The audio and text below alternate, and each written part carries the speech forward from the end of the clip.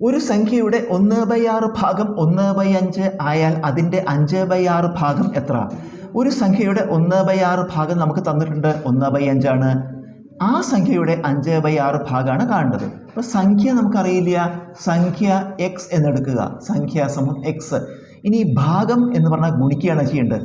ഭാഗം കാണാനും മടങ്ങ് കാണാനും ഗുണിക്കുകയാണ് ചെയ്യുക. അപ്പോൾ സംഖ്യയുടെ 1/6 ഭാഗം പറഞ്ഞാൽ സംഖ്യയെ 1/6 കൊണ്ട് ഗുണിക്കുക. സംഖ്യ എക്സ് ആണ്, അതിനെ 1/6 കൊണ്ട് ഗുണിക്കുക. X into 1/6.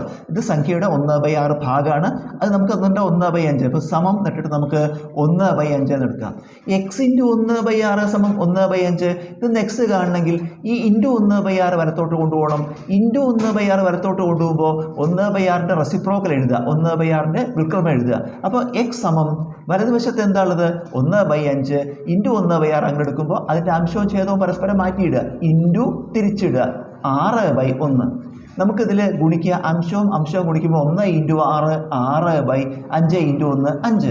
നമുക്ക് എക്സിൻ്റെ വില കിട്ടി. അതായത് സംഖ്യ നമുക്ക് കിട്ടി 6/5 ആണ്. പക്ഷേ സംഖ്യയല്ല നമുക്ക് കാണേണ്ടത്, അതിൻ്റെ 5/6 ഭാഗം, അതായത് സംഖ്യയുടെ 5/6 ഭാഗം കാണണം. വീണ്ടും ഭാഗം കാണാൻ ഗുണിക്കുക വേണ്ടത്. അപ്പോൾ സംഖ്യയെ നമുക്ക് 5/6 കൊണ്ട് ഗുണിക്കണം. സംഖ്യ എത്രയാണ്? 6/5.